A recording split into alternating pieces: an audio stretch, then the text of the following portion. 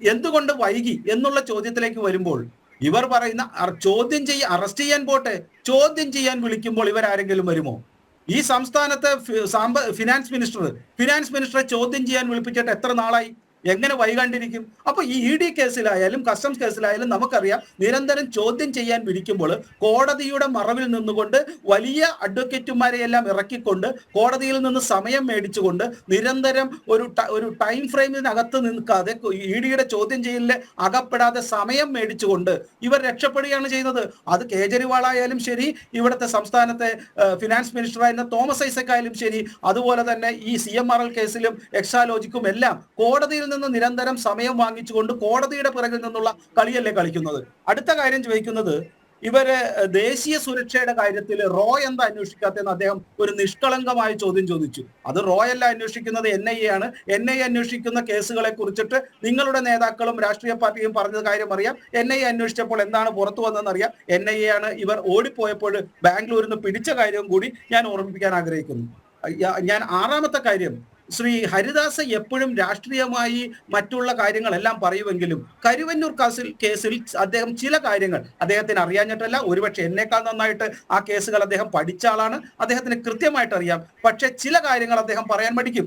എനിക്ക് അദ്ദേഹത്തിനോട് ആ കാര്യങ്ങൾ സൂചിപ്പിക്കാൻ ആഗ്രഹിക്കുന്നു. ഒന്ന്, കരുവന്നൂർ കേസിൽ ഞാൻ ഒരൊറ്റ കാര്യം മാത്രം അദ്ദേഹത്തോട് സൂചിപ്പിക്കാം.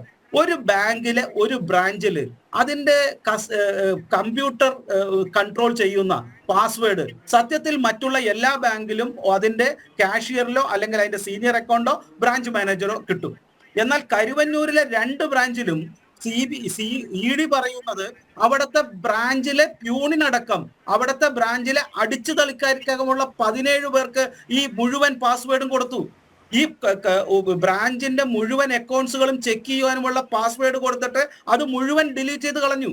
മറ്റൊരു കാര്യം പറയുന്നത്, ആ ബ്രാഞ്ചില് ഓപ്പണിംഗ് ബാലൻസും ക്ലോസിംഗ് ബാലൻസും പോലും ഉണ്ടായിരുന്നില്ല 2022 വരെ. ED അന്വേഷിക്കുന്ന കുറച്ചു മുമ്പ് വരെ ഓപ്പണിംഗ് ബാലൻസും ക്ലോസിംഗ് ബാലൻസും ഇല്ലാത്ത ഒരു അക്കൗണ്ട്, ഒരു ബാങ്ക്, അതിന് കോർ ബാങ്കിങ് ഇല്ലാത്ത മുഴുവൻ തട്ടിപ്പ് കാണിച്ചിരുന്ന ഒരു ബാങ്കിങ്ങും, അതിന് ഞാൻ മനസ്സിലാക്കുന്നത് അതിന്റെ ബേസിക് ടെക്നോളജി ഇപ്പൊ ഒറാക്കിളോ അതുപോലത്തെയുള്ള ഒറിജിനൽ സാധനം പോലും സൂക്ഷിക്കാതെ വെറും ബ്രാൻഡഡ് അല്ലാത്ത സാധനങ്ങൾ അല്ലെങ്കിൽ അതിന്റെ ഡ്യൂപ്ലിക്കേറ്റ് IT സാധനങ്ങൾ, അതിന്റെ സോഫ്റ്റ്വെയർ മാത്രം ഉപയോഗിച്ചുകൊണ്ട് അതിന്റെ ഫുട് പ്രിന്റ് വരെ മാച്ചു കളഞ്ഞു. അതായത് ഈ കരുവന്നൂരുള്ള പാവങ്ങളുടെ കയ്യിലുള്ള ഒരു അവരുടെ SB പാസ്ബുക്ക്, ആ പാസ്ബുക്കിലുള്ള കാര്യങ്ങൾ തെളിവാണെന്ന് തെളിയിക്കണമെങ്കിൽ ബാങ്കിന്റെ ഓഡിറ്റഡ് ബാലൻസ് ഷീറ്റിലും അതുപോലെ തന്നെ ബാങ്കിന്റെ കമ്പ്യൂട്ടറിലുമുള്ള രേഖകൾ പ്രകാരം ഈ SB പാസ്ബുക്ക് തെറ്റായിരിക്കും. അത് തെളിയിക്കേണ്ട ഗതികേട് വരെ EDക്ക് വരും. ഇത്തരത്തിൽ അന്വേഷണം നടക്കുന്ന വേറൊരു കാര്യം കൂടെ പറയാം. ഒരേ ബാങ്കിന്റെ അക്കൗണ്ട് വെച്ചുകൊണ്ട് ഒരേ ആധാരം വെച്ചുകൊണ്ട് 8ഓളം ലോണുകൾ, അതും വിവിധ ആളുകൾക്ക്. ഇതെല്ലാം EDയുടെ 10-40 പേരടങ്ങുന്ന ടീമിന് എങ്ങനെ അന്വേഷിച്ച് കണ്ടുപിടിക്കാൻ സാധിക്കും? ഏതാണ്ട് 400ഓളം അക്കൗണ്ടുകൾക്ക് ഇങ്ങനെ ലോൺ കൊടുത്തിരിക്കുന്നു. ഇതൊരു കൊള്ള മാത്രമല്ല, ഇതൊരു വിശാലമായ കൊള്ളയാണ്. ആയിരക്കണക്കിന് ആൾക്കാർ പങ്കെടുത്തുകൊണ്ട് വളരെ സൂക്ഷ്മമായി ഇത്തരത്തിൽ കുശാഗ്ര ബുദ്ധിക്കാരായ IT ഓഫീസേഴ്സ് ഇരുന്ന് ചെയ്തിയ വലിയ തട്ടിപ്പ്. അതിന് തെളിവുകളില്ല. മുഴുവൻ കമ്പ്യൂട്ടറും ബ്ലാക്ക് ലിസ്റ്റ് ചെയ്തിരിക്കുന്നു, ക്ലീൻ ചെയ്തിരിക്കുന്നു. അതിനു മുമ്പ് ക്രൈംബ്രാഞ്ച് കൂടെ വന്നിട്ട് ഉള്ള തെളിവുകൾ കൂടി നശിപ്പിച്ചിരിക്കുന്നു. ഇതെല്ലാം ഉള്ള വലിയ ഒരു തട്ടിപ്പാണ് ED പുറകെ നടക്കുന്നത്. അതുകൊണ്ട് തന്നെ കരുവന്നൂർ കേസ് അന്വേഷണം ഒരു ബ്രാഞ്ചിലെയല്ല, ഇതുപോലുള്ള പല ബ്രാഞ്ചുകളിലുമുള്ള തട്ടിപ്പ്. കരുവന്നൂർ കേസ് മാത്രമല്ല, ഞാൻ മനസ്സിലാക്കുന്നത് EDയുടെ ഏതാണ്ട് 47ഓളം കേസുകൾ ഇപ്പോൾ ഡയറക്റ്റ് ആയിട്ട് അവർ ചെയ്യുന്നുണ്ട്. അവർക്കുള്ള ആളുകൾ വളരെ തുച്ഛം കുറവാണ്. ഇത് വളരെ കോംപ്ലിക്കേറ്റഡ് കേസാണ്. ഫിനാൻഷ്യൽ കേസുകൾ ഒരൊറ്റ കാര്യം പറഞ്ഞ് അവസാനിപ്പിക്കാം. കേസുകളിൽ അന്വേഷണം നടത്തുവാനായിട്ട് സ്വാഭാവികമായിട്ടും സമയം വേണ്ടി വരും. കാരണം എവിഡൻസ്, പ്രത്യേകിച്ച് ഡിജിറ്റൽ എവിഡൻസ്, അത് സംഘടിപ്പിക്കുകയും അത് ശരിയാണോ എന്ന് നോക്കുകയും ചെയ്യണം. എന്നിട്ട് അവസാനം പറയുന്നത് എന്താ, EDയുടെ കൺവിൻഷൻ റേറ്റ് വെറും 2% എന്നൊരു ആർഗ്യുമെന്റ് കൂടി ഇവർ ചെയ്യും. നമുക്കറിയാം, BJP അധികാരത്തിൽ വന്നതിന് ശേഷമാണ് EDക്ക് ഏതാണ്ട് 600 സ്റ്റാഫ് ഉണ്ടായിരുന്നത്. ഏതാണ്ട് 8,000 സ്റ്റാഫ്, 1,800 സ്റ്റാഫോളം ഇപ്പൊ EDക്കുണ്ട്.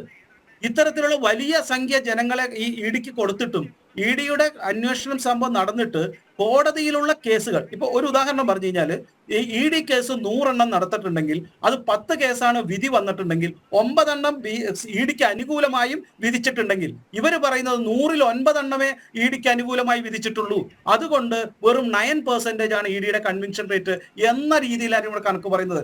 എത്ര കേസ് കോടതിയിൽ പോയി എന്ന് പറയുന്നില്ല, അതിൽ എത്ര കേസ് വിധി പറഞ്ഞു എന്ന് പറയില്ല, വിധി പറഞ്ഞതിൽ എത്ര എണ്ണം EDക്ക് അനുകൂലമായി എതിരായി എന്നിവർ കണക്ക് പറയില്ല. എന്നിട്ട് ടോട്ടൽ കേസിന്റെ എണ്ണം എടുത്തിട്ട് അതിന്റെ ഒരു വെറും 9% മാത്രമാണ് വിധി പറഞ്ഞതിൽ EDക്ക് അനുകൂലമായത് എന്ന് പറഞ്ഞ് EDക്ക് എതിരായി തിരിക്കുന്നു. ഇതെല്ലാം ഇത്തരത്തിലുള്ള നിഷ്കളങ്കമായ രാഷ്ട്രീയ പ്രവർത്തനമെന്നോ അതല്ലെങ്കിൽ മാധ്യമ പ്രവർത്തനമെന്നോ ഇവർ പറയുമ്പോൾ നമുക്ക് പറയാനുള്ളത് ജനൻ ടിവിയിൽ മാത്രമായിരിക്കും ഇത്തരം സമയം കിട്ടുകയും എക്സ്പ്ലെയിൻ കിട്ടുകയും, അതുകൊണ്ട് അവിടെയെങ്കിലും ഇത്തരത്തിൽ കാര്യങ്ങൾ സൂചിപ്പിക്കുമ്പോൾ ശരിയായ കാര്യങ്ങൾ എക്സ്പ്ലെയിൻ ചെയ്യുകയും എന്തുകൊണ്ടാണ് ഈ ഡിലേ വന്നതും എന്തുകൊണ്ടാണ് EDയുടെ അന്വേഷണത്തിൽ ഇത്തരം കാലതാമസം വന്നതെന്നും മനസ്സിലാക്കി വേണം നമ്മൾ ജനങ്ങൾ ഇത്തരത്തിലുള്ള കേസുകളെ മുന്നോട്ട് നയിക്കേണ്ടത് അല്ലെങ്കിൽ മുന്നോട്ട് പോകേണ്ടത്.